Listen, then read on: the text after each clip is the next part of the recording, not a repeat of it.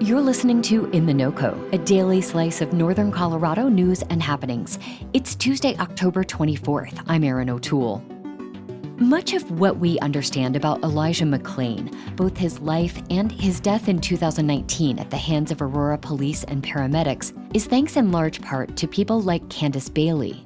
The Aurora activist led many of the protests that introduced people to the 23-year-old Black man, and her work forced residents and local leaders to examine the practices of Aurora police and law enforcement more broadly. Through it all, she remains undaunted. It will take all of us to get up to make the changes that we seek, but it will take one of us just to have the courage to step forward and tell someone what we are actually seeking. As the 5 police and paramedics charged with McClain's death face trial, Bailey has been watching closely. She sat down with In The NoCo's Robin Vincent shortly after jurors reached a verdict for 2 of the officers facing charges.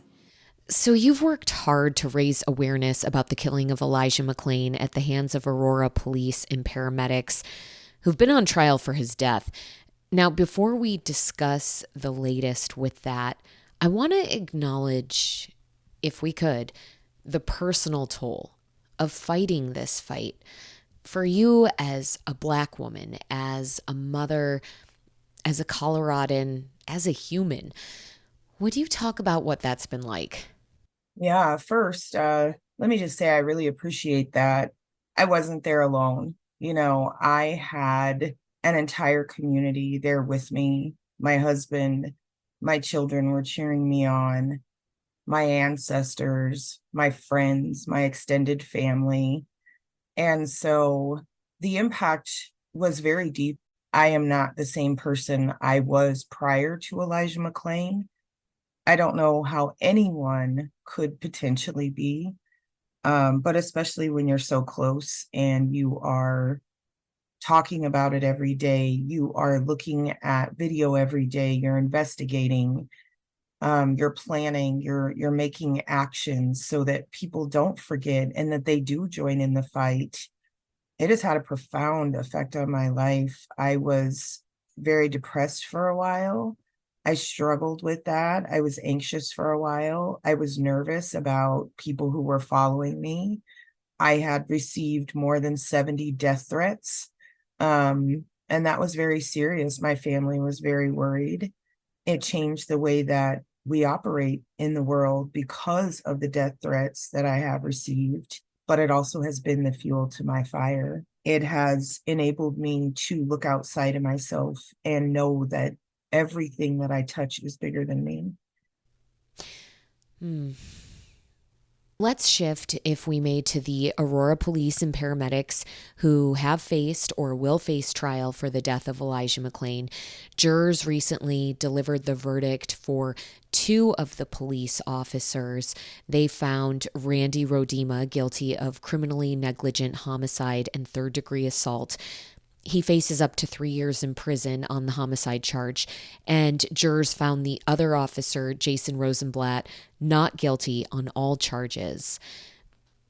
How did you feel when jurors reached these verdicts? I felt gutted on so many levels because I knew what the potential sentencing ranges were for both crimes, all the crimes that they were charged with.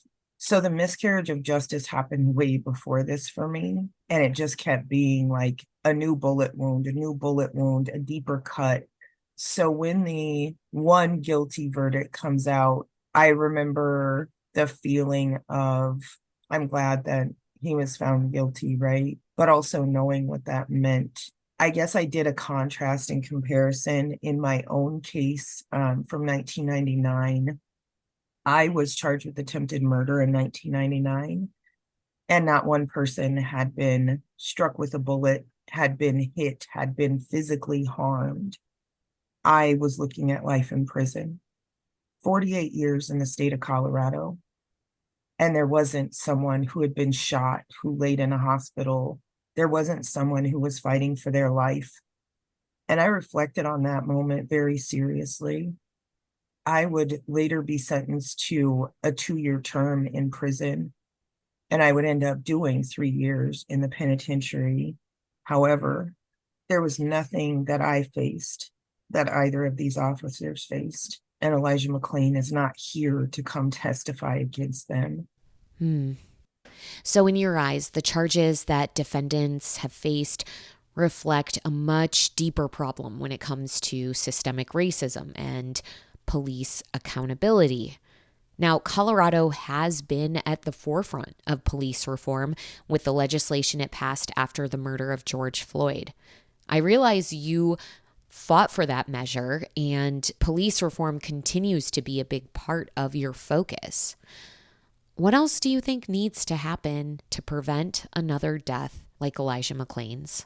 When I've thought about police reform and I've thought about the unconstitutional use of force, I've thought about the fact that Colorado, Aurora, is really a microcosm of the nation. And it speaks so deeply to how sick and how deeply entrenched white supremacy is in every aspect of our life. If in Colorado, we are a mere, I think, 5% Black people in the state of Colorado at this point, right?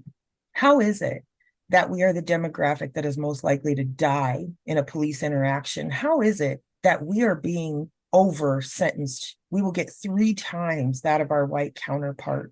How is it that we are more likely to die giving birth to a child as a Black woman? How is it that we are more likely and more likely and more likely, and the things just keep stacking? Our children will be taken.